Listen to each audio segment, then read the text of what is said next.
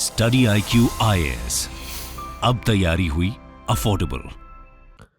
दोस्तों, यूक्रेन और रशिया के बीच चल रहे वॉर के साथ साथ दुनिया के दूसरे हिस्से में भी माहौल ऐसा बना हुआ है जो कभी भी एक मेजर कॉन्फ्लिक्ट के उभरने की ओर इशारा कर रहा है। दरअसल मिडिल ईस्ट में ईरान के न्यूक्लियर प्रोग्राम को लेकर यूएस और उसके अलाइज का डिस्कम्फर्ट आज एक ऐसे स्टेट पे पहुंच चुका है जहां किसी भी वक्त टेंशंस फ्लेयर अप हो सकती हैं।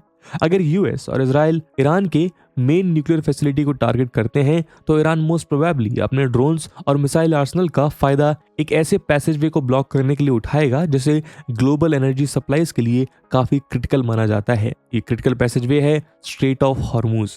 दोस्तों, हम कई बार अपने वीडियोस में कुछ ऐसे जियोग्राफिकल लोकेशंस के बारे में बात करते हैं जिनका स्ट्रैटेजिक या कमर्शियल वैल्यू उन्हें एक ग्लोबल कॉन्फ्लिक्ट का हॉटस्पॉट बनाता है, और ये मैरीटाइम चैनल ऐसा ही एक स्पेस है जिसको लेकर दुनिया के मेजर पावर्स में सालों से विवाद चलता आ रहा है। पर्शियन गल्फ और गल्फ ऑफ ओमान के बीच स्थित ये नैरो वाटरवे दुनिया के बिजिएस्ट चोक पॉइंट्स में से एक है। यूएस और ईरान के बीच स्ट्रेट ऑफ हॉर्मुज को लेकर कॉन्फ्लिक्ट 1970s के दौरान ईरान इराक वॉर के समय से जारी है। आज भी समय समय पे ईरान इस स्ट्रेट को ब्लॉक करने की धमकी देता है। हालांकि बढ़ते टेंशन्स के बावजूद ऐसा ब्लॉकेड कभी नहीं किया गया। इसी से पता चलता है कि ग्लोबल इकोनॉमी और खासकर एनर्जी सप्लाईज के लिए ये स्ट्रेट कितना इंपॉर्टेंट है।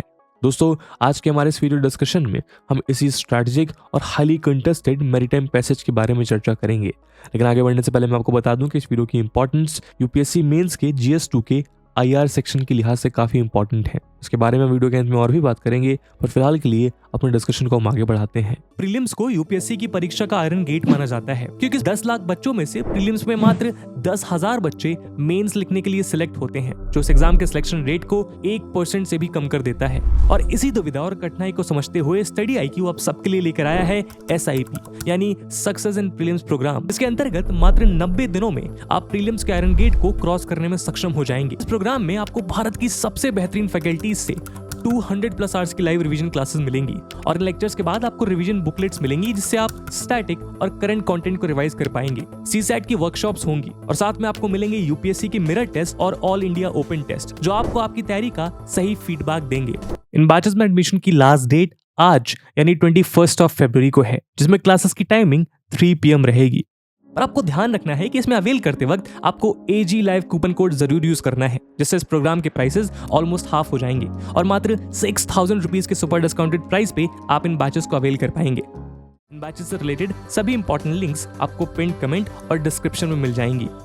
बाकी सभी अपडेट्स के लिए आप मुझे मेरे सोशल मीडिया हैंडल्स पे फॉलो कर सकते हैं।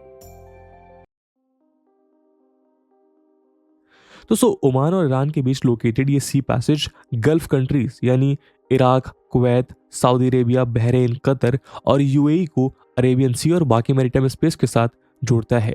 वैसे तो इस स्ट्रेट का नैरोएस्ट पॉइंट सिर्फ 33 किलोमीटर वाइड है, लेकिन दोनों डायरेक्शन में जा रहे शिपिंग लेन्स सिर्फ 3 किलोमीटर वाइड है।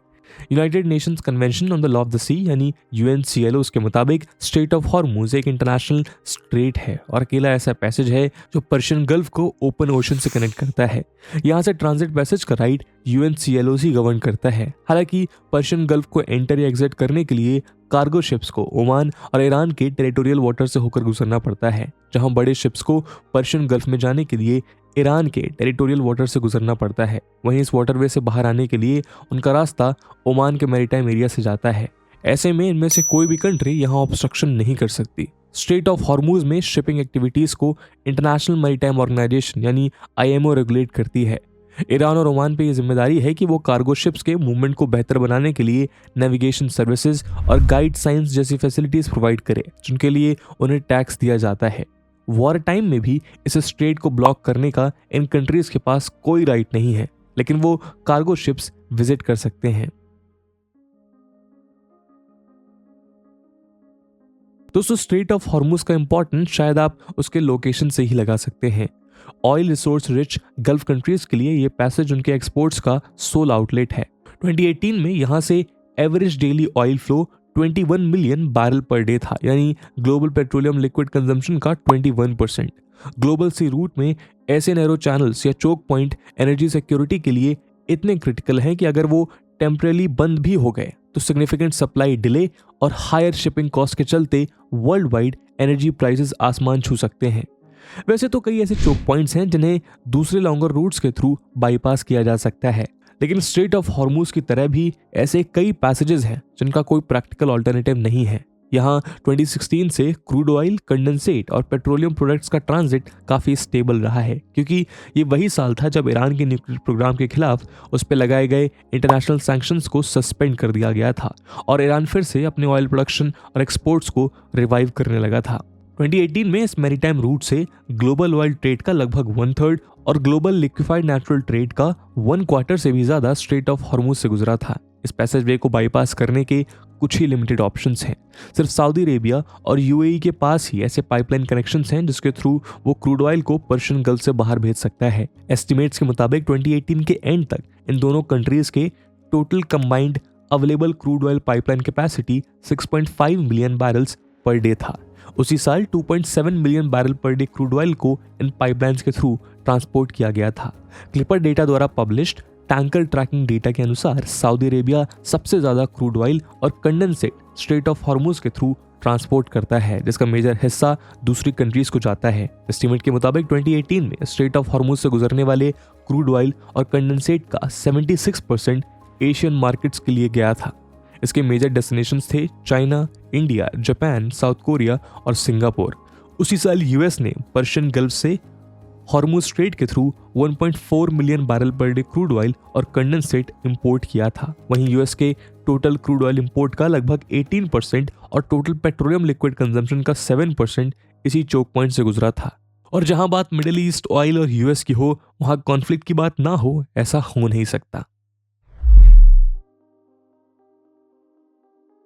दोस्तों वैसे तो टेक्निकली स्ट्रेट ऑफ हॉर्मुज यूएनसीएलओ 1982 द्वारा रेगुलेटेड है, लेकिन ईरान ने सिर्फ ये कन्वेंशन साइन किया है, रेटिफाई नहीं। ऐसा इसलिए क्योंकि वो हमेशा से इस पैसेज में अपने इंटरेस्ट को प्रोटेक्ट करने की कोशिश करता आया है।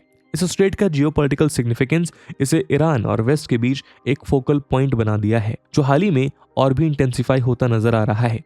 19 जुलाई 2019 को ईरानियन अथॉरिटीज ने ब्रिटिश फ्लैग कैरी करते हुए स्टेना एम्पेरो ऑयल टैंकर को सीज कर लिया था।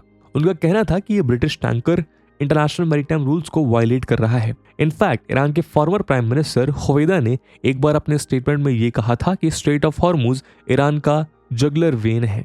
1959 में ईरान ने अपने टेरिटोरियल पैसेज को एक्सपैंड करते हुए इस स्ट्रेट के लीगल स्टेटस को ऑल्टर करने की कोशिश की थी। उसने ये भी डिक्लेयर कर दिया था कि यहाँ सिर्फ इनोसेंट पैसेज की ही इजाजत है।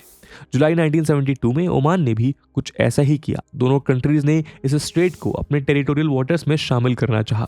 1980s और 1990s के दौरान ईरान और ओमान ने कई ऐसे डिक्लेरेशंस किए जिससे वो स्ट्रेट पे अपना हक जमाना चाहते थे। ये डिक्लेरेशंस इंटरनेशनल मैरीटाइम लॉस के साथ मैच नहीं कर रहे थे, बावजूद इसके कि दोनों ही देश यूएनसीएलओ के सिग्नेटरीज हैं। आइए दोस्तों इस स्ट्रेट को लेकर कुछ मेजर कॉन्फ्लिक्ट्स के बारे में जानते हैं। दोस्तों 1980s के दौरान लंबे समय तक ईरान और इराक एक दूसरे के साथ कॉन्फ्लिक्ट में उलझे रहे। 1979 ईरानियन रिवॉल्यूशन के बाद इराक पूरे गल्फ में एक डोमिनेंट पावर बनना चाहता था। अक्टूबर 1980 में टाइम मैगजीन की कवर स्टोरी पर्शियन गल्फ के इसी कॉन्फ्लिक्ट पे बेस्ड थी। लेकिन जंग सिर्फ ईरान और इराक के बीच नहीं थी, बल्कि कोल्ड वॉर में उलझे यूएस और सोवियत के बीच कई विवादों में से एक था। 1980 में यूएस प्रेसिडेंट जिमी कार्टर ने ट्रांसपोर्ट के लिए स्ट्रेट ऑफ हॉर्मुज को ओपन रखने का वादा किया। उधर सोवियत भी इस एरिया में किसी भी यूएस मिलिट्री प्रेजेंस को काउंटर करने के लिए अपने आप को प्रिपेयर कर रहा था। लेकिन वॉशिंगटन में बैठे ऑफिशियल्स को ये डर था कि किसी भी पोटेंशियल मिलिट्री कॉन्फ्लिक्ट में यूएसएसआर का एडवांटेज सबसे ज्यादा रहेगा, क्योंकि वो ना सिर्फ ईरान के साथ बॉर्डर शेयर करता है बल्कि इराक को भी आर्म्स सप्लाई कर रहा था। 1984 में इराक और ईरान के बीच ये कॉन्फ्लिक्ट हॉर्मुज स्ट्रेट तक पहुंच गई, जिसे टैंकर वॉर के नाम से जाना जाता है। सद्दाम हुसैन की लीडरशिप में इराक ईरान के ऑयल टैंकर्स को टारगेट करने लगा। उस साल अप्रैल में टाइम मैगजीन ने रिपोर्ट किया कि ईरान हॉर्मुज स्ट्रेट से 2.6 billion barrel oil per day export कर रहा था और इसीलिए इराक उसके टैंकर्स को टारगेट कर रहा था ताकि ईरान इकोनॉमिकली हर्ट हो और इस चोक पॉइंट को ब्लॉक कर दिया जा सके। 1987 में ब्लॉकेट का डेंजर इतना बढ़ गया कि यूएस नेवी को इंटरवीन करना पड़ा। हिस्टोरियन मार्टिन एस नेवियस का कहना है कि यूएस इंटरवेंशन के चलते गल्फ में इंटरनेशनल शिपिंग का फ्री मूवमेंट रिस्टोर हुआ और तेहरान पर प्रेशर बढ़ा कि वो अपने पड़ोसी के साथ पीसफुल सेटलमेंट कर ले। अल्टीमेटली 1988 में ईरान इराक कॉन्फ्लिक्ट खत्म हुआ। लेकिन उससे पहले हॉर्मुज स्ट्रेट में एक और क्राइसिस सामने आई। दोस्तों, जुलाई 1988 में जब ईरान इराक वॉर अपने लास्ट स्टेज में था, तब यूएस वॉरशिप विंसनस ने स्ट्रेट ऑफ हॉर्मुज के ऊपर फ्लाई कर रहे एक ईरानियन एयरलाइनर को शूट कर दिया था। ईरान एयर फ्लाइट 655 ईरान के बंदर अब्बास शहर से दुबई जा रहा था और रिपोर्ट के मुताबिक 2 सरफेस टू एयर मिसाइल्स का शिकार होकर मिड एयर ही एक्सप्लोड कर चुका था। विंचनस में ऑन बोर्ड यूएस ऑफिसर्स ने गलती से इस एयरबस 300 को ईरानियन F-14 फाइटर जेट समझ लिया। उन्हें लगा कि वो यूएस शिप्स को टारगेट करने वाला है, इसलिए बड़े ही लापरवाही के साथ उन्होंने इस पैसेंजर एयरक्राफ्ट पे हमला कर दिया। ऑन बोर्ड सारे 290 लोग मारे गए, जिनमें से ज्यादातर ईरानियन नेशनल्स थे। नेचुरली इस खौफनाक अटैक ने चल रहे कॉन्फ्लिक्ट को और भी इंटेंसिफाई कर दिया। वैसे तो उसी दिन अमेरिकन प्रेसिडेंट रोनाल्ड रेगन ने ईरान को एक अपॉलजी लेटर भेजा, लेकिन पब्लिकली वो इसे एक अंडरस्टैंडेबल एक्सीडेंट कहते रहे। 1996 में इंटरनेशनल कोर्ट ऑफ जस्टिस में एक सेटलमेंट तय किया गया, जिसके तहत यूएस को ईरानियन विक्टिम्स की फैमिलीज को $61.8 मिलियन कॉम्पनसेशन करना पड़ा। लेकिन आज तक इस इंसिडेंट के लिए यूएस की ओर से कोई भी पब्लिक या फिर ऑफिशियल अपॉलजी नहीं आई है। दोस्तों, स्ट्रेट ऑफ हॉर्मुज को लेकर यूएस और ईरान के बीच करंट डिस्प्यूट को 2011 तक ट्रेस किया जा सकता है। उस साल दिसंबर में ईरान के नेवी चीफ ने अपने स्टेटमेंट में कहा कि ईरान के लिए इस चोक पॉइंट को बंद कर देना कोई मुश्किल काम नहीं होगा, क्योंकि इस स्ट्रेटेजिक वाटरवे पे ईरान कॉम्प्रिहेंसिव कंट्रोल एंजॉय करता है। दरअसल यूएस और वेस्टर्न कंट्रीज ने ईरान पे कड़े सैंक्शंस लगाए थे ताकि उसके ऑयल रिजर्व हर्ट हो और अपना न्यूक्लियर प्रोग्राम परस्यू ना कर पाए। जनवरी 2012 में ईरान ने फिर से ब्लॉकेट की धमकी दी और उस साल यूएस और ईरान दोनों ही एक दूसरे के खिलाफ स्ट्रेट ऑफ हॉर्मुज में नेवल एक्सरसाइजेस कंडक्ट करने लगे। 2018 में जाके टेंशंस फिर एस्केलेट हुए जब अमेरिका के प्रेसिडेंट बने ट्रंप ने ईरान न्यूक्लियर डील से अमेरिका को विथड्रॉ कर लिया। दोस्तों, न्यूक्लियर डील से विथड्रॉ करने के बाद यूएस ने ईरान पे और भी सैंक्शंस लगाए। 2015 में इस डील को ईरान के न्यूक्लियर एम्बिशन को रेस्ट्रिक्ट करने के लिए डिजाइन किया गया था, जिसके बदले में उस पर लगाए गए सैंक्शंस कर्टेल किए गए थे। लेकिन अमेरिकन विथड्रॉल के बाद फिर से fresh round of sanctions impose किए गए, जिसका मेन टारगेट था ईरान के बैंकिंग और ऑयल सेक्टर को कमजोर करना।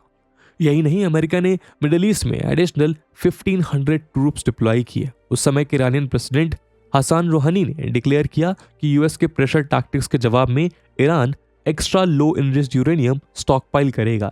इसी कॉन्टेक्स्ट में स्ट्रेट ऑफ हॉर्मुज फिर से यूएस ईरान कॉन्फ्लिक्ट का एक फ्लैश पॉइंट बन चुका था। इसका शिकार हुआ ब्रिटिश टैंकर स्टेना एम्पेरो।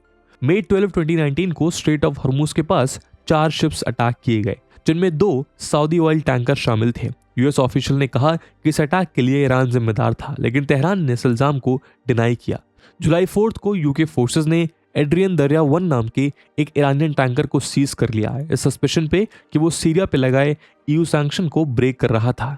इसके रिलीज के बाद यूएस ने इस वेसल को ब्लैकलिस्ट कर दिया, लेकिन अल्टीमेटली ये ईरानियन टैंकर अपने क्रूड ऑयल को बेचने में कामयाब रहा। कुछ ही दिनों बाद जुलाई 19 को स्टेना एम्पेरो नाम का एक British vessel straight of Hormuz से गुजर रहा था, जब ईरान के इस्लामिक रिवॉल्यूशनरी गार्ड कोर ने उसे रोक दिया। ईरान का कहना था कि स्टेना एम्पेरो उसके लोकल फिशिंग वेसल से टकराया था, लेकिन असल में ये यूके द्वारा कोस्ट ऑफ जिब्राल्टर में ईरानियन ऑयल टैंकर को सीज करने का बदला था।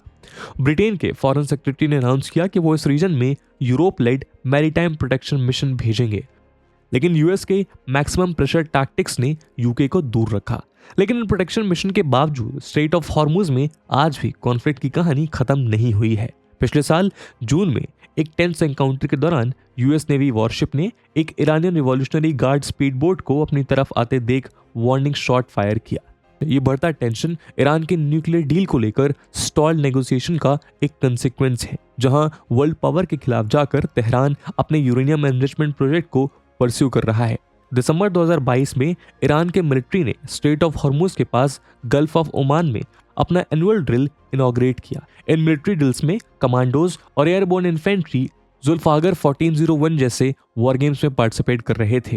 इन एक्सरसाइजेस में drones, fighter jets, helicopters, military transport aircraft और सबमरीन्स भी शामिल थे। रिपोर्ट के मुताबिक इन ड्रिल्स में मिसाइल और एयर डिफेंस सिस्टम भी तैनात थे। ईरान के न्यूक्लियर मैन्यूवर्स से ये क्लियरली पता चलता है कि वो अपने आप को कोई भी फॉरेन थ्रेट या फिर पोटेंशियल इन्वेजन को काउंटर करने के लिए तैयार कर रहा है। लेकिन आज स्ट्रेट ऑफ हॉर्मूज में एक नए प्लेयर की एंट्री हो चुकी है जो जियोपॉलिटिकल डायनामिक्स को काफी हद तक अफेक्ट कर सकता है।